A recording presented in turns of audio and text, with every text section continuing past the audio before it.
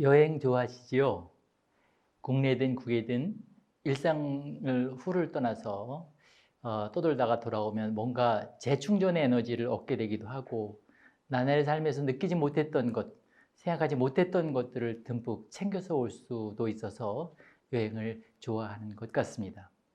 그런데 가만히 생각해 보면 우리가 여행 가서 즐거운 것은 여행이 끝나면 언제라도 돌아갈 집 혹은 고향이 있기 때문이 아닐까 싶습니다. 만약에 말입니다. 객지를 떠돌고 있는데 돌아갈 집이 없거나 특별한 사정으로 돌아갈 수 없는 처지라면 어떻겠습니까? 막막하지 않겠습니까? 바로 그런 처지에 놓인 디아스포라의 운명을 한번 들여다보기로 하겠습니다. 자기 땅에서 혹독하게 버림받은 사람들, 돌아가고 싶어도 돌아갈 수 없는 사람들, 그런 사람들에게 다가가기 위해 우리는 일단 권병준, 갈라포라스 김 등이 시도한 횡단의 미학과 정현두가 다원예술로 형상화한 복합적인 디아스포라 미학을 살펴보고, 부천 디아스포라 문학상과 퓰리처상을 수상한 베트남계 미국 작가 비에타인 웅웬의 소설 동조자 등을 중심으로 탐색해 보기로 하겠습니다. 안녕하십니까? 서강대학교 우찬재입니다. 먼저 횡단의 미학에 대해서 한번 생각해 볼 건데요. 국립현대미술관 서울관에서는 해마다 올해의 작가상을 받은 사람들 전시가 있는 것 같았는데요. 2023년 전시에 갔었는데요.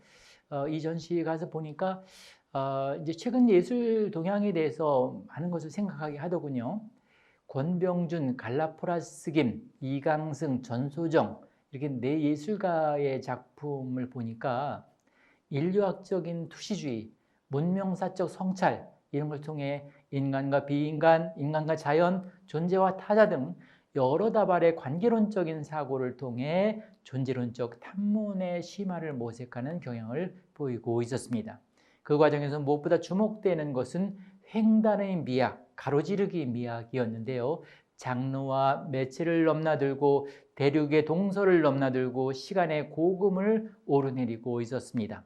그러면서 인간적인 것과 미적인 것의 접속 지점을 헤아리고 접촉과 변화의 역동성을 탐문하고 있었습니다.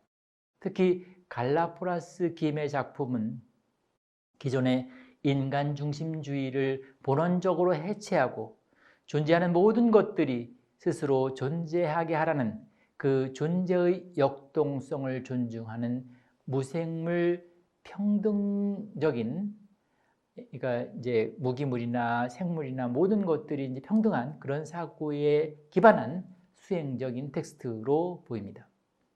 LA와 런던을 넘나들면서 활동하는 그는 무엇보다 보는 인간의 시선이 완고하게 고집한 권위에 전면적으로 도전하고 있다는 점에서 인상적입니다. 시선과 응시의 변증법적인 전회를 통해 보는 사람이 아니라 보이는 피사체의 응시에 관심을 보였습니다. 이를테면 석관이나 고인들처럼 죽음을 신화로 만드는 삶을 경외하기 위해 존재했던 고대의 제의적인 장치들을 다루는 태도 면에서 우선 그랬는데요. 작가는 현대의 박물관이나 미술관이 그러한 고대의 오브제들을 전적으로 대상화하여 현대인의 시선 저편에 두는 것에 반기를 듭니다. 그런 양상이야말로 본래의 자연스러운 존재 방식을 거스르는 것이다, 이렇게 생각하기 때문인데요. 고대인의 뜻과 현대인의 시선이 시간을 가로질러 화해할 수 있는 방식은 과연 없을까? 그런 것을 고민했던 것 같아요. 그의 미학적 질문은 바로 이 지점에서 움트는데요. 그리하여 일방적인 대상화, 타자화가 아니라 상호작용, 그러니까 시선과 응시의 역동적 상호작용이 수행될 수 있도록 전시를 기획합니다. 석관 안의 고대의 존재자들의 시선이 작용할 수 있도록 방향을 조절하고, 그러니까 이제 석관을 이 관람자들이 밖에서 보는데 석관 안에서 이미 죽은 고대인의 시선 속에서 관람자를 바라보는 것 같은 시선을 바꿔놓는 거죠. 무덤 너머의 풍경들을 상상하고 접속하게 되는 그런 모습 같은 거.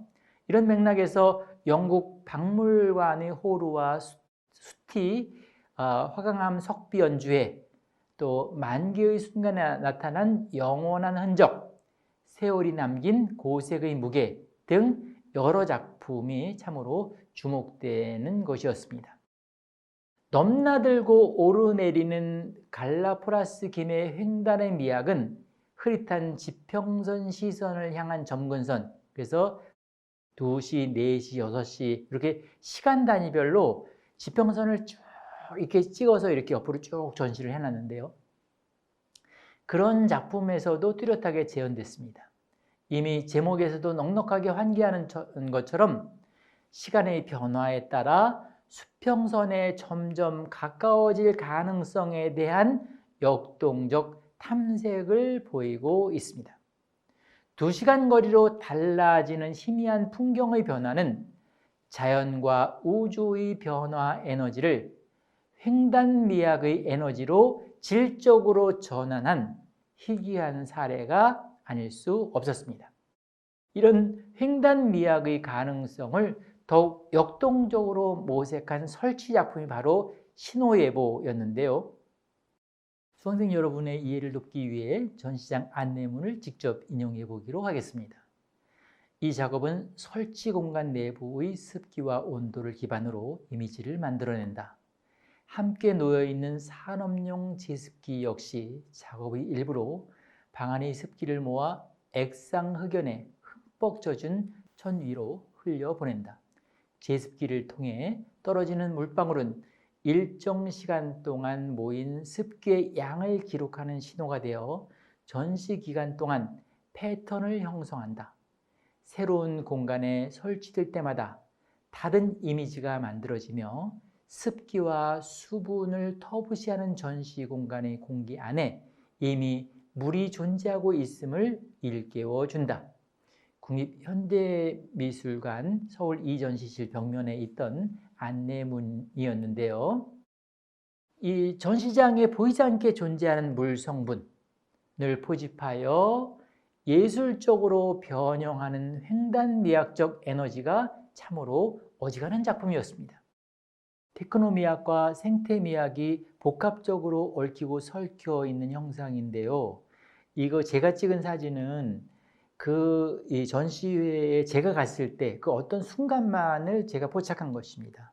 그런데 제가 간 이후에 그 다음날 가서 찍은 사람이라면 또 다른 순간을 포착했겠죠. 앞에서 우리가 보았던 흐릿한 지평선을 향한 점근선, 그때의 작업처럼 시간대별로 그 변화의 움직임을 포착하여 그 패턴을 새로운 조형 작업으로 만들 수도 있을 터입니다. 물론 그 신호 예보는 질서정연한 것으로 구성될 수 없을 것입니다. 비계측적인 혼돈 속에서 나름의 질서를 혼돈스럽게 찾아나가는 카오스모스 미학의 어떤 패턴을 보이지 않을까 짐작됩니다. 그러니까 이런 횡단 예술은 고여 있는 것이 아니라 부단히 움직이는 것입니다. 그 움직임과 변화의 동적 에너지가 예술의 기본적인 마티에르가 됩니다. 그 다음에 이제 100년 여행기에서 보이는 디아스포라 횡단의 상상력을 보겠는데요. 갈라포라스 김의 횡단 미학이 상대적으로 더 인류학적이고 더 고고학적인 계보학에 관심을 보인다면 국립현대미술관 서울이 5호 전시실에서 선보인 정연두의 경우는 횡단성의 표지가 더 구체적으로 형상화된 것이 특징입니다. MMCA 현대차 시리즈 2023 정연두 100년 여행기, 이게 이제 2023년 9월부터 24년 2월까지 전시가 됐었는데요. 이 전시에서 작가 정현두는 1905년 멕시코로 건너간 한인 디아스포라 서사를 주목합니다. 럴전쟁에서 승리한 일본의 외교권 등 대한제국의 자주권을 박탈당한 을사늑약이 체결되었던 그 해에 그해 4월 부강한 멕시코에 가서 잘 살게 해주겠다는 이민 브로커의 말에 속은 천여 명의 조선인들이 인천 제물포항을 떠납니다. 그 배에는 황족도 있었고요, 퇴역 군인도 있었고 고아도 있었고 무당도 있었습니다. 그들은 40여일의 고통스러운 항해, 그 배 안에서 태어난 아기도 있었다는데요. 40여일의 고통스러운 항해 끝에 멕시코 유카탄주의 수도 메리다에 도착합니다. 그러나 그것은 행복한 꿈의 공간이 아니었습니다. 멕시칸 드림을 꿈꾸며 기다렸던 장소가 아니었습니다. 에네켄 농장에서의 삶은 차라리 지옥과도 같은 노예선의 나날을 방불케 했습니다. 배우 장미희가 주연을 맡고 김호선 감독이 연출한 영화 애니깽과 작가 김영하의 장편소설 검은 꽃도 바로 이런 100여 년 전의 한인 디아스포라에서 비롯된 서사였습니다. 김호선 감독이나 김영하 작가가 100여 년 전의 과거 멕시코로 횡단하여 그때의 서사에 집중했다면 이제 전시명 100년 여행기의 작가 정현두는 100년 전과 그 이후 100년의 시각을 오르내립니다. 그리고 그 100년 동안의 공간적 가로지르기를 적분하여 조형하고 있는데요. 물론 예술의 출발점은 100년 전 과거 역사입니다. 역사로서의 100년 전 이주기에 대한 작가의 관심은 멕시코에서는 노팔 선인장으로 알려져 있고 한국에서는 100년초라고 불리는 식물의 설화적 여행기에서 출발했다고 하는데요. 멕시코에서 태평양을 건너와 제주도에 뿌리 내렸다고 알려진 100년초 이동설화에서 작가는 한국과 멕시코를 잇는 식물 및 사람의 100년 여행기라는 소재를 떠올리게 되었다는 것입니다. 200여 년 전 멕시코에서 선인장 씨앗이 크루시오 난류를 타고 태평양을 횡단하여 제주도 땅에 뿌리를 내리게 되었다는 100년초 설화와 반대 방향의 횡단과 이식이 100여 년 전 제물포항을 떠나 멕시코 유카탄의 에네켄 농장으로 갔던 조선인들의 디아스포라 서사입니다. 그러니까 100년 초는 멕시코에서 한국으로 들어왔고요. 그 다음에 이제 조선인들은 인천 제물포항에서 멕시코로 갔습니다. 그래서 전시 안내문에 소개된 것처럼 이때 100년초라는 식물의 이식은 뿌리가 뽑혀 다른 시공간으로 이동한 한인들의 이주와 접속합니다. 그리고 그것의 이동소라는 제국, 식민, 노동, 역사를 둘러싼 한인 이주서사 이외의 제3의 이야기를 열어주는 통로가 된다라고 해설을 하고 있습니다. 작가 정현두는 100년 전의 한인 디아스포라 서사를 바탕으로 다원예술을 제작하기 위해 2022년부터 23년까지 세 차례 멕시코로 건너가 유카탄의 에네켄 농장을 살피고 한인 이민 후손들과 만나 인터뷰했다고 합니다. 최대한 100년 전의 역사 서사에 밀착해 들어가면서도 이후 그 흐름은 어떻게 전개되었을까? 그 흐름 속에서 그 후손들은 어떤 관계망을 형성하며 이 시대의 땅에서 새롭게 뿌리 내리거나 내리지 못하거나 했을까? 100년 전 한인 가족의 디아스포라 서사는 지금 이 땅에 들어와 있는 여러 외국인 디아스포라를 이해하는 데 어떤 영향을 주는가 등 여러 질문을 미학적으로 제출하고자 했던 것으로 보입니다.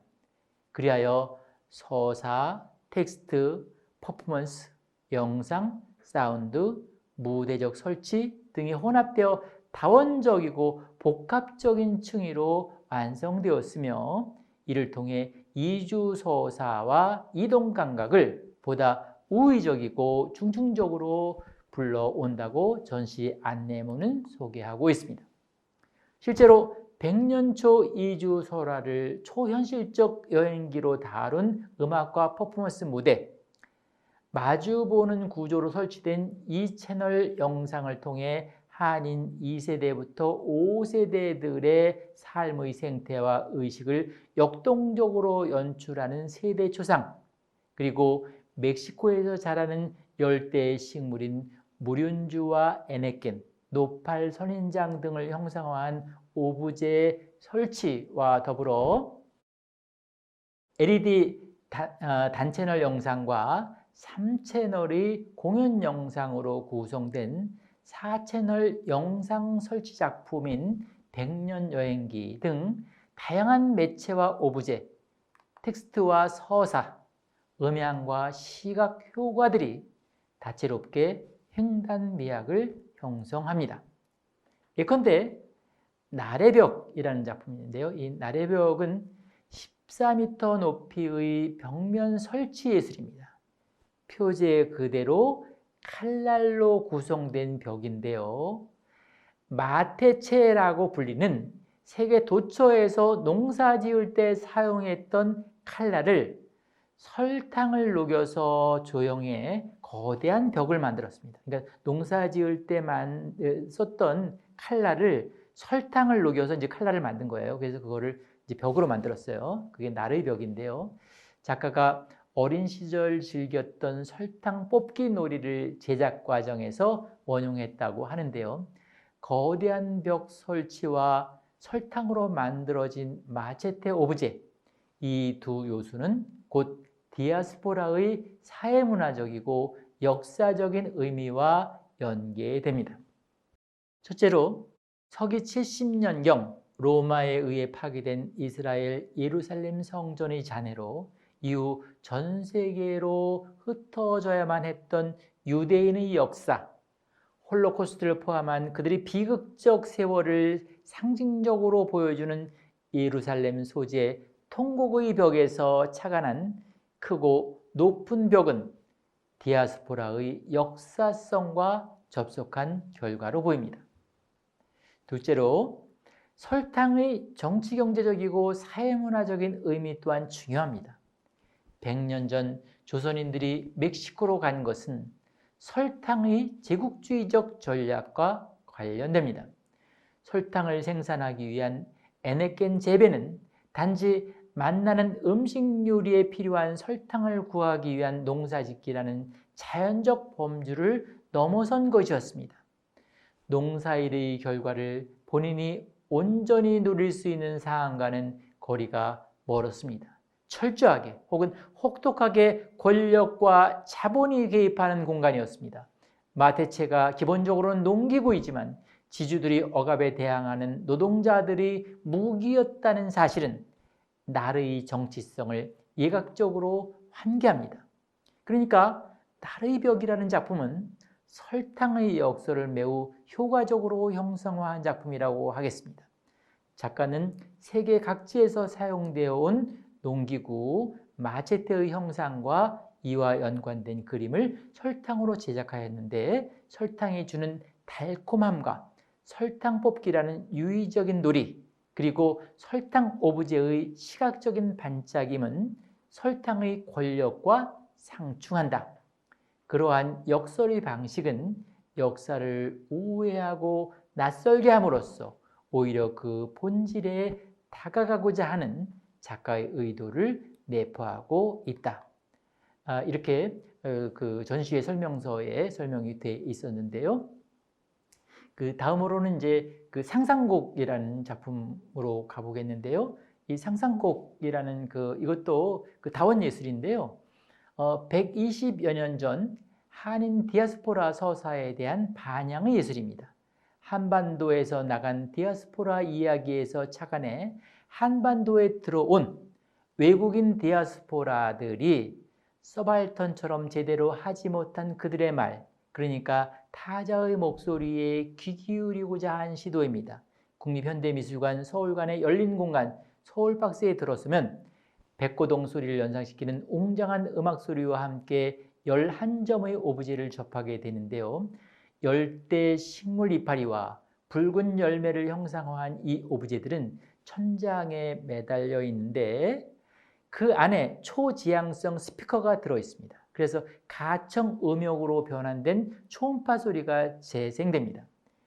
이 열린 공간을 거닐다가 이 오브제 아래 이렇게 이르면 마치 환청처럼 위에서 이제 외국인들의 목소리가 들려옵니다. 우리나라 파키스탄 사람들의 목소리, 베트남 사람들의 목소리 이런 것들이 들려와요. 2023년 현재 한국에 사는 여러 국적의 외국인들입니다. 그 이제 설명서에 보면 이렇게 되는데 한국에서 가장 힘들었던 일, 오늘 가장 그리운 사람, 희망과 꿈에 대한 작가의 질문에 이어 일본어, 스페인어, 아랍어, 헝가리어, 텔루구어, 인도네시아어 등으로 답하는 그들의 목소리는 현실의 소리라기보다는 마치 머릿속을 맴도는 상상의 노래처럼 들린다 이렇게 설명하고 있는데 저마다 자기가 태어난 곳에서 뿌리 뽑혀 지금은 이 한반도에서 여러 곳의 젊은이들의 목소리는 그저 이방인의 목소리에서 그치지 않습니다. 그 디아스포라의 목소리를 통해 120여 년 전 유카탄 반도에서 고통받으면서 제대로 말하지도 못했을 한인 디아스포라의 음성을 환청처럼 상상할 수 있는 까닭입니다. 확실히 상상곡은 횡단의 감각으로 디아스포라 문제에 대한 트랜스내셔널한 인식과 성찰을 하게 하는 작품입니다. 상상곡만이 아니라 앞에서 말씀드린 나의 벽도 그렇고 이번 정현두의 복합문화전시 100년 여행기는 디아스포라 횡단의 역사를 역동적으로 형상화한 것이라고 할 수 있습니다. 더 흥미로운 것은 작가 자신의 기획 의도와 작업, 전시가 그 자체로 완성되는 것이 아니라 전시 공간에 참여하는 관람자, 수용자의 능동적 참여로 완성되는 형성적 작품이라는 사실입니다. 수용자는 100년 여행기를 저마다의 방식으로 다양한 맥락을 환기하고 다채로 의미와 소통하면서 해석의 지평을 확대 심화할 수 있습니다. 작품 창작과 수용사의 거리 및 대화적 소통에서 발생하는 횡단미학의 한 특징을 실감 있게 보여주는 사례라 할 것입니다. 고통스러운 이 고통의 심연에서 심연으로 내려가면 내려갈수록 우리는 상상력을 횡단하는 횡단미학을 더 살펴볼 수도 있겠는데요. 어떤 작품입니까? 우리가 이제 정현두의 100년 여행기도 봤는데 이 작품에서 보이는 횡단의 상상력의 기저에는 디아스포라 고통이라는 어떤 정동이 있습니다. 그리하여 우리는 그 전시를 관람하는 과정에서 고통과 관련한 여러 사유의 거점들을 역동적으로 횡단하는 체험을 하게 되는데요. 고통이 바로 사유의 시작이라고 했던 철학자 레비나스, 예술을 고통의 언어라고 불렀던 아드로노, 예술적 쾌락 원칙의 역성을 낳게 하는 것은 고통스러운 현실과 그 현실 원칙의 강고함에 있다고 했던 마르쿠제, 이야기와 함께 경험되는 허구적 체험을 일러 절망 속에서 하는 희망의 체험이라고 논의한 폴 리게르, 소포클레스의 필록테테스에 나타나는 상처로 인한 고통, 그 고통과 신공의 기회 사이의 역설에서 예술가의 존재론을 착안하여 상처와 고통을 통한 예술적 영광을 강조했던 미국의 비평가 에드먼드 윌슨 등등의 사유와 고민들이 100년 여행기에 동참하면서 예술 수용의 지평을 심화하게 해줍니다. 어쩌면 고통의 향유란 가장 인간적인 그리고 가장 고귀한 예술적 과정이 아닐까 싶습니다. 가장 고통스러운 순간을 응시하면서 예술의 이름으로 또 문학의 이름으로 역설적으로 고통을 향유할 때 예술이나 문학은 자연스럽게 치유의 지평을 알게 될 터이니 말입니다. 아직 드러나지 않았던 감정을 창조했고 인간의 깊숙한 내부에 숨겨져 있던 무의식을 표출시킨 작가 도스토옙스키도 그런 것 같습니다. 그는 인간의 고통과 욕망과 열정의 극한까지 추구하면서 우주의 심연을 향해 다가갔던 작가였습니다. 도스토옙스키는 두루 알다시피 저물어가는 황혼의 잿빛 러시아의 하늘 아래서 가슴을 진이기며 살았던 인물입니다. 영혼의 상처를 휘감고 도는 어둠의 정체를 그는 언제나 직시하고자 했습니다. 은총과 정의가 사라진 고통스러운 연옥, 그 불행과 절망의 황무지에서 전율해야 했습니다. 까라마조프가의 형제들에서 분노에 찬 이반 까라마조프가 말하듯 도스토옙스키의 대지는 그 심연의 핵심까지 고통의 눈물로 젖어있는 형국이었습니다. 드미트리 까라마조프의 탄식에서도 세계의 고통에 대한 감각이 뚜렷합니다. 어디를 가도 어디를 보아도 여신의 서글픈 눈길이 향하는 곳엔 타락의 나락 속으로 빠지고 있는 죄 많은 인간의 처참한 몰골뿐이랴. 바로 이같이 타락하고 죄 많은 현실에서 도스토옙스키는 영혼의 구원을 갈망합니다. 고통의 심연에서 고통을 초월할 수 있는 참 지혜는 그 어디에 있는 것일까요? 이반 까라마조프는 이렇게 말했습니다. 지상의 모든 사람은 고통을 통해서만 진실로 사랑할 수 있다. 어쩌면 우리는 도스토옙스키 문학 세계를 횡단하고 성찰하면서 이렇게 말할 수 있을지 모릅니다. 나는 괴로워한다. 고로 나는 존재한다. 라고 말합니다. 2016년 플리처상을 받았고요. 2023년 한국 부천 디아스포라 문학상을 수상한 비에타인 응우엔의 동조자라는 작품이 있는데요. 이 동조자라는 작품 또한 독자들을 깊은 고통의 심연으로 자맥질하게 하는 소설입니다. 읽는 내내 고통스럽게 읽으면서 우리는 그토록 깊은 고통의 이야기를 쓰는 동안 작가는 얼마나 고통스러웠을까 생각하면서 또 더욱 고통스럽게 됩니다. 그런데 작가는 깊은 고통 속에서 고통을 넘어서는 예지와 상상력을 잘 알고 있는 것 같습니다. 흔히 고통을 넘어서기 위해 고통 속으로 진입해야 한다고 말하지만 동조자처럼 그것을 아주 철저하게 수행하기란 매우 어려운 일입니다. 그래서 매우 드문 사례라고 보이는데요.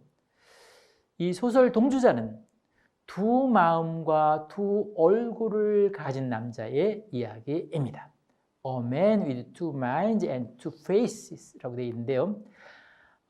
북베트남의 스파이로서 남베트남에 침투했다가 미군에 의해 스파이로 훈련받아 이중 간첩이 된 공산주의자 주인공의 초상은 매우 문제적입니다. 이 주인공은 이미 출생과 외모부터 이렇게 상상력의 횡단 여정을 효과적으로 환기하는데요. 그 복합적인 스파이 소설이고 또 사랑과 우정과 배신의 대서사시처럼 보이는 이 소설에서 가장 두드러지는 것은 1975년 베트남 통일을 전후한 시기에 묘출된 고통의 풍경입니다. 거기엔 식민지 지배의 경험에서 온 고통도 있고 그로부터 민족을 해방하려 했던 공산주의 투사들의 고통도 있으며 베트남 전쟁 현장에서의 참혹한 고통도 있고 보트 피플 처지나 미국에서 난민 생활을 하는 베트남인들의 디아스포라 고통도 있습니다. 베트남인 어머니와 프랑스인 가톨릭 신부인 아버지 사이에서 태어난 주인공은 혼혈이란 이유로 어렸을 때부터 따돌림을 심하게 당합니다. 그러던 중 친구 만과 본의 도움을 받게 되는데 이 일을 계기로 셋은 의형제를 맺습니다. 공산주의에 이끌린 만을 따라 북베트남의 스파이가 된 후 만과 주인공은 남베트남에서 비밀리에 북측 정보요원으로 활동합니다.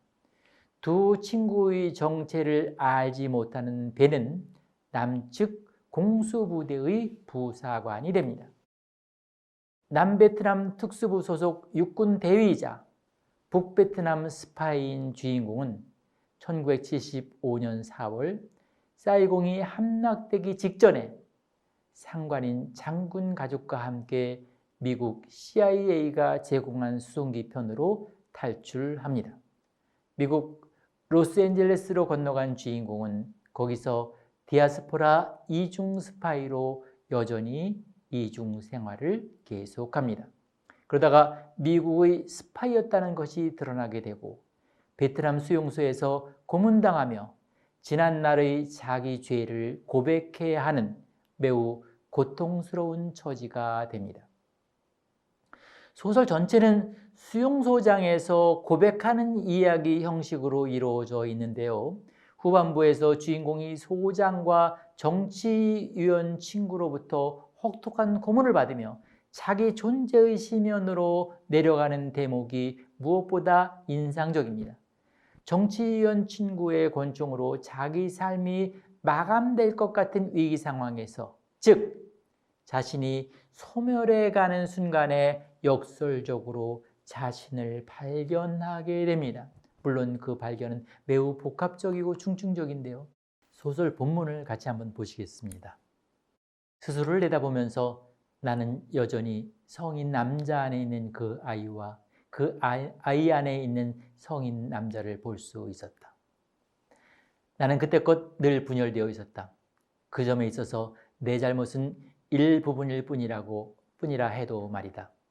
비록 내가 두 개의 삶을 살며 두 마음을 가진 남자가 되기로 선택했다고는 하지만 사람들이 언제나 어떤 식으로 나를 잡종새끼라고 불렀는지를 감안할 때 그러지 않는다는 것은 힘든 일이었다. 우리나라 그 자체가 저주받고 타락하고 복과나무로 분열되어 있었다.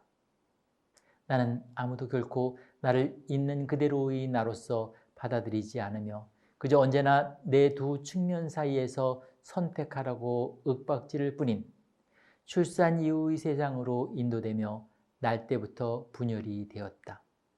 이것은 그저 하기 어려운 일 정도가 아니었다.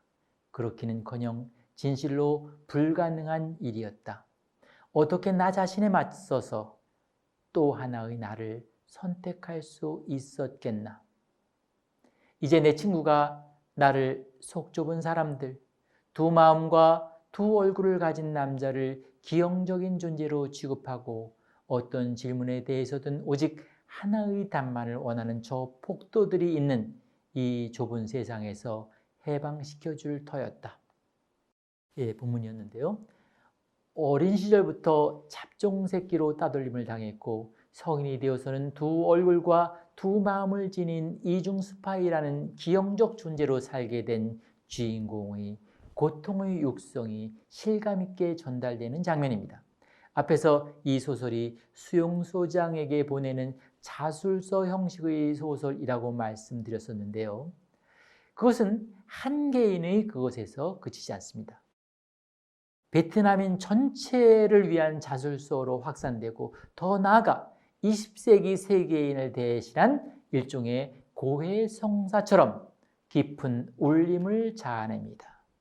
무엇보다 기존의 이분법적 시선과 의식을 복합적으로 넘어선 점이 인상적입니다. 베트남 전쟁을 탈식민주의와 식민주의 관점, 양쪽 관점을 넘어서고 양쪽 모두를 포괄하면서 남북 베트남의 시선을 아우르고 베트남과 미국의 시선을 통합하면서 아주 새롭게 조명하고 있습니다. 특히 일방적인 가해자, 피해자라는 이 이양 대립을 넘어서서 피해자이면서 가해자임을 고해하는 과정이 돋보입니다. 저간의 민족주의적 희생자 의식으로부터 훌쩍 비껴나 있다는 점이 가장 큰 매력입니다. 작가의 시선이 어느 한쪽에만 고여있지 않기 때문입니다. 작가의 시선과 의식은 부단히 움직이고 횡단합니다. 횡단의 상상력이야말로 통섭과 새로운 탈주의 주요 원천이 됩니다. 작가가 깊은 고통의 시면에서 엮어낸 소설의 스타일도 인상적인데요. 실존과 기억, 서사의 관계를 형식적으로 잘 빚어냈습니다. 또 개인의 이야기를 통해 그가 속한 집단과 국가, 세계를 통합적으로 환기하고 감싸 안는 이야기의 동심원 효과 역시 탁월합니다. 아울러 아무것도 아닌 것, nothing. 이 아무것도 아닌 것에 대한 존재론적 탐문은 20세기를 위한 애도의 장치처럼 보입니다. 아무것도 아닌 것은 실제로 아무것도 없었던 것이 아니라 아무것도 아닌 것이 있었다는, 아무것도 아닌 것이 있었다는, 그 안에 뭔가 의미론적 존재값이 들어있다는 성찰의 세목이 각별합니다. 두 얼굴과 두 마음을 지닐 수밖에 없었던 이중 스파이였던 주인공, 누구보다 중증적이고 복합적인 삶을 살았던 그가 결국 아무것도 아닌 것의 심연으로 한없이 자맥질할 수밖에 없는 풍경의 깊이가 횡단 상상력의 어떤 절정을 형성합니다. 동조자의 최종 시급에서 작가가 철학적으로 탐문한 것이 바로 nothing, 아무것도 아닌 것의 경지였는데요. 현상의 추수로는, 그러니까 현상을 따라가는 것만으로는 결코 붙잡을 수 없는 진실, 역사와 현실, 그리고 실존의 깊은 고통을 철저하게 체험하고 횡단하고 인식하고 상상한 사람만이 통찰할 수 있는 인생의 주제가 바로 nothing이 아니었을까 생각합니다. 있는 것과 없는 것을 탄력적으로 횡단하면서 없는 것의 있는 것과 없는 것의 있는 것의 없는 것 등으로 사유의 깊이를 더해가고 있습니다. 혁명과 이데올로기보다 한 인간이 되는 것, 보이는 이데올로기가 아니라 보이지 않는 인간을 탐문하고자 한 대서사시로서 넉넉한 감동의 지평을 연다고 하겠는데요. 비에타인 옹우엔의 이런 횡단의 상상력은 소설에서 그치지 않고 드라마로도 이어졌는데요. 돈 맥킬리와 함께 박찬욱 감독이 함께 연출한 드라마 동조자가 2024년 4월에 공개되어서 여러분도 드라마를 보실 수 있겠습니다. 드라마를 보실 분들에게는 제 얘기에서 스포가 좀 많은 것 같아서 미안하게 생각합니다. 마무리하겠습니다. 1980년대 초에 국토라는 시집을 낸 시인 조태일은 고여있는 시와 움직이는 시라는 그 실론집을 펴낸 적이 있는데요.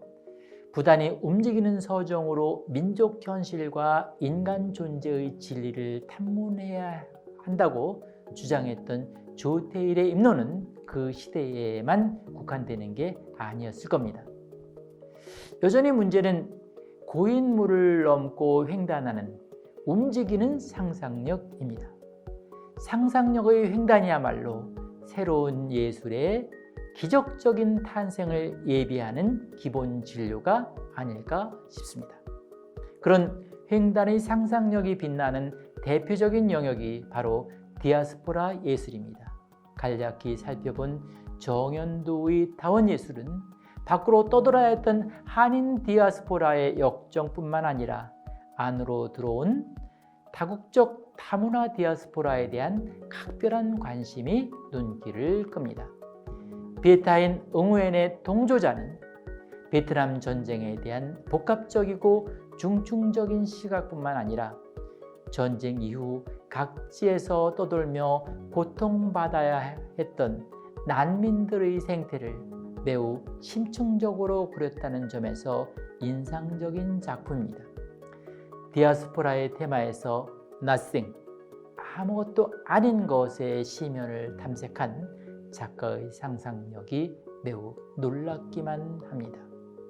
이어서 다음 시간에는 한국의 최인훈의 화두를 중심으로 한국 디아스포라 문학의 특징을 살피면서 20세기 한국 역사와 사회를 재성찰해 보도록 하겠습니다. 고맙습니다.